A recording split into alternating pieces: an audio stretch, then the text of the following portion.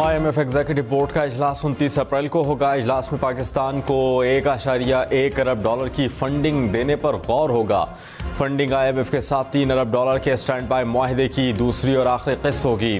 पाकिस्तान ने गुज़श्ता बरस डिफॉल्ट से बचने के लिए IMF से $3 अरब का मुआहदा किया था, जो इस माह खत्म हो जाएगा।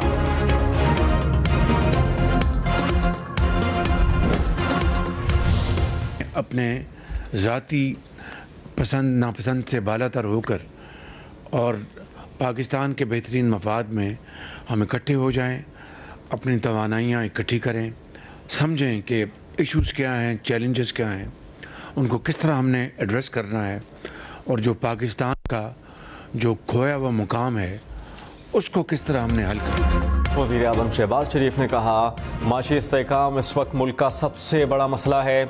ज़ाती पसंद से बालातर होकर मुल्की मफाद के लिए सोचना होगा। मुश्किलात को चैलेंज समझकर इनका मुकाबला करना है। किसी पर इल्ज़ाम तराशी नहीं कर सकते, बल्कि अपने गिरेबानों में झांकना है। शहबाज शरीफ का कराची में सिंध काबीना और ताजरों से खिताब। कहा, कर्ज़ों के पहाड़ लग गए, हम इसके बोझ तले दब गए। फैसला करना है कि कर्ज़ों की ज़िंदगी बसर करनी है या इज़्ज़त की। हो सकता है कुछ फैसले पसंद ना भी हों, मगर करना होंगे। कराची के ताजरों की वज़ीर आज़म शहबाज शरीफ को साबिक चेयरमैन PTI से ताल्लुकात बेहतर करने की तजवीज़।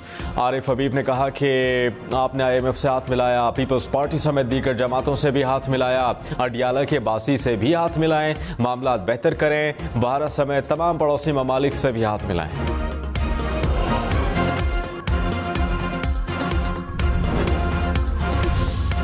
वज़ीर आला सिंध के वज़ीर आज़म के दौरा कराची में शिकवे। मुराद अली शाह ने कहा, सैलाब मुतासरीन के लिए वफाकी हुकूमत ने फंड्स नहीं दिए। 4 साल में सिंध को वफाक से कोई नई स्कीम भी नहीं मिली। 2021-22 में भी सिंध को दीगर सूबों की निस्बत कम स्कीमें दी गईं।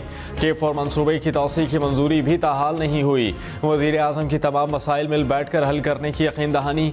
कहा, मिलजुल कर आवाम के मसाइल तरजीही बुनियादों पर हल करेंगे।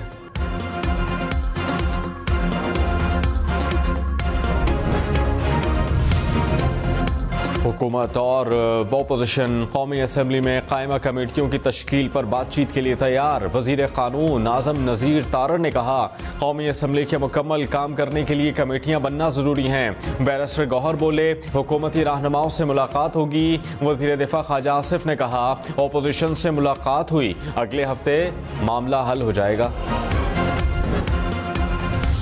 पब्लिक अकाउंट्स कमेटी का चेयरमैन कौन होगा? शेर अफजल मरवत, हामिद खान या फिर हामिद रजा? नामजदगी के हवाले से मुतज़ाद बयान सामने आ गए। अपोजिशन लीडर उमर अयूब ने कहा कि बानी PTI ने शेर अफजल मरवत को चेयरमैन PAC नामजद किया। फैसले इसी हफ्ते मुतवक्किल है। तहरीक इंसाफ के नए इंट्रा पार्टी इलेक्शन पर एतराज़ात आए। इलेक्शन कमीशन ने 30 अप्रैल के लिए नोटिस जारी कर दिया। PTI नुमाइंदे को पेश होने की हिदायत।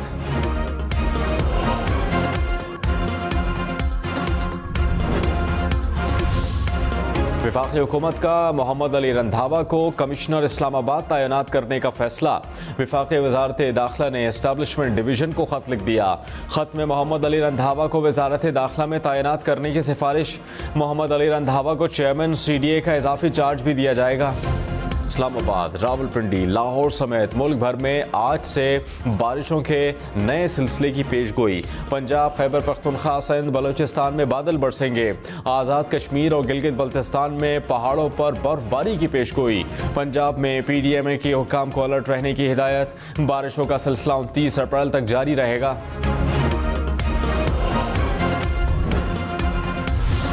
कराची गुलशन मेमार में घर में डकैती का मास्टरमाइंड पुलिस अफसर का बेटा निकला। पुलिस के मुताबिक डकैती की वारदात की कोशिश 7 मार्च को की गई थी। पुलिस अफसर के बेटे ने घर में डकैती का मंसूबा बनाया था। मुलजिम ने साथियों को घर में वारदात में सहूलत फराहम की। मोटरवे पर पुलिस एहलकारों के साथ तकरार और एहलकार को कुचलने पर रावलपिंडी पुलिस ने खातून को गिरफ्तार कर लिया। मुलजमा की गाड़ी भी बरामद। जनवरी में मुलजमा ने गाड़ी की टक्कर से मोटरवे पेट्रोलिंग अफसर को जख्मी किया था। इस्लामाबाद के घर में करोड़ों रुपए की डकैती। सेक्टर G14 में 4 डाकू घर में घुसे। 15 लाख नकदी, 40 तोले सोना, घड़ियां, लाइसेंसी असलहा ले उड़े। मुकदमा दर्ज।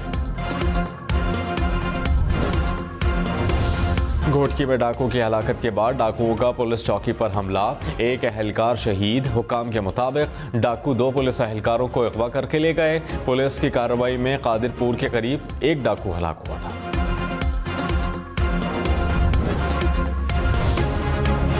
कराची में मुख्तलिफ वाक़यात में डाकू समेत 2 अफराद दम तोड़ गए, 8 अफराद जख्मी। खालिद बिन वलीद रोड मच्छर कॉलोनी के करीब शहरियों के तशद्दुद से मुबैना डाकू हलाक।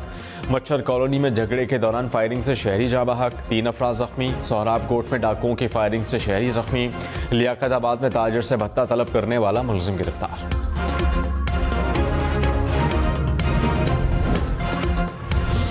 सिंध हुकूमत की स्ट्रीट क्राइम पर MQM को मिल बैठने की दावत। वज़ीर दाखिला सिंध ज़ियाउल हसन लंजार का मुत्तहिदा अरकान से राबता। पुलिस और अपोजिशन अरकान असम्बली का मुश्तरका इजलास बुलाने की तजवीज़। अपोजिशन लीडर अली खुर्शीदी ने कहा, ज़रूरत महसूस हुई तो वज़ीर आला सिंध से मुलाकात करेंगे।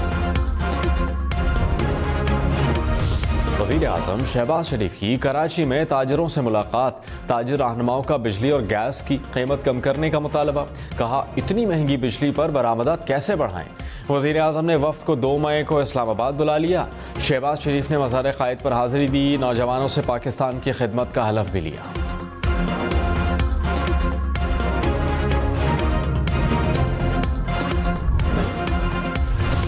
खैबर पख्तूनख्वा काबीना की कोहिस्तान लोयर में 17 मेगावाट पावर प्रोजेक्ट की मंजूरी। स्वात में 88 मेगावाट मंसूबे के लिए अराजी के हुसूल की भी मंजूरी। वज़ीर आला अली अमीन गंडापुर की ज़ेर सदारत इजलास। खैबर पख्तूनख्वा में गाड़ियों के रजिस्ट्रेशन के लिए स्मार्ट कार्ड्स की भी मंजूरी।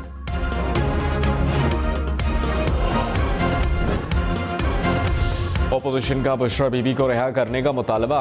उमर अयूब खान ने कहा, बुशरा बीबी का इलाज निजी अस्पताल में होना चाहिए। अरकान का एहतजाज, ऐवान में नारे लगाए। वज़ीर कानून आज़म नज़ीर तारड़ ने कहा, मामला अदालत में मौजूद है। शौकत खानम की रिपोर्ट्स तो ये अपनी मर्जी की बनाएंगे। अदालती तरीके से ही रिहाई और जमानत मिलेगी।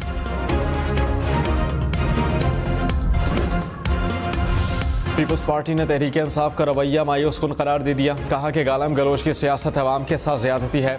अवाम ने पार्लियामेंट में मसाइल के हल के लिए भेजा, ज़ाती लड़ाई के लिए अवाम ने पार्लियामेंट नहीं भेजा। PTI के रवैये से अवाम में मायूसी फैल रही है। नदीब अफजल चंद ने कहा कि पार्लियामान में गालम गलोच की सियासत होगी तो ये अवाम से ज्यादती है।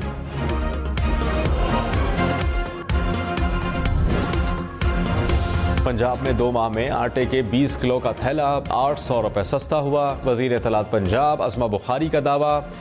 कहा कि मरियम नवाज कमज़ोर तबक़ात की महरूमियाँ ख़त्म करने आई हैं। अवाम से किया हुआ हर वादा पूरा होगा। हुकूमत ने गंदम दरामद की इंक्वायरी के लिए कमेटी बना दी। कौमी असम्बली में नफीसा शाह ने कहा कि अरबों डॉलर की गंदम बरामद कर लेते हैं, अपने काश्तकार से नहीं खरीद रहे। हुकूमत बराह रास्त किसान से गंदम खरीदे। शेख वकास अकरम बोले, हुकूमत 20 लाख टन गंदम खरीद रही है, क्या 50 लाख टन को आग लगा दें। अरकान को हुकूमत से पॉलिसी पर नजर सानी का मुतालबा।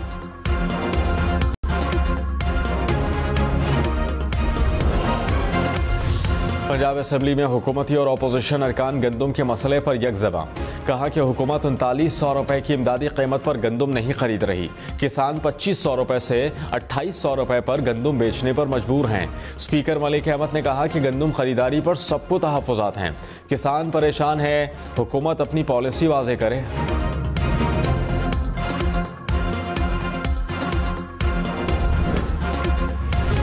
सदर आसिफ अली जरदारी से chairman China international development agency की मुलाकात। आसिफ अली जरदारी का विशाम में दहशतगर्द हमले पर इज़हार अफसोस। कहा, CPEC को स्ट्रेटेजिक अहमियत का हामिल मनसूबा समझते हैं। तमाम CPEC मनसूबों की बरवक्त तकमील के लिए पुरज़्म है। गवादर बंदरगाह से इलाक़ाई रवाबित को फ़रोग़ मिलेगा।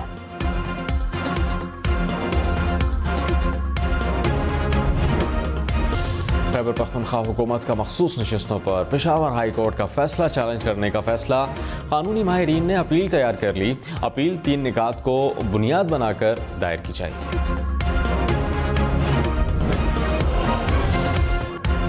चीफ जस्टिस काजी फाइज ईसा ने कहा, सुप्रीम कोर्ट कराची रजिस्ट्री मौजूदा जगह पर ही कायम रहेगी। पाकिस्तान सेक्रेटेरिएट की इमारत ऐसे हवाले नहीं की जाएगी।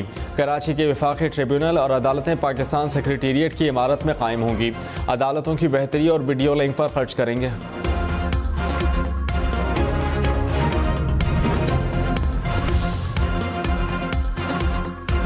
चीफ जस्टिस पाकिस्तान काजी फाइज ईसा ने कहा, कराची में खाने अच्छे मिलते थे, यहां आकर यादें ताज़ा हो गई। सुप्रीम कोर्ट बार एसोसिएशन के ज़हराने में गुफ्तगू करते हुए कहा, कराची में वकालत करता था तो कचौरी 1 रुपए की मिलती थी, अब पता नहीं कचौरी कितने की होगी। दावत मिली तो मैंने शर्त रख दी कि कचौरी खिलाएंगे तो शिरकत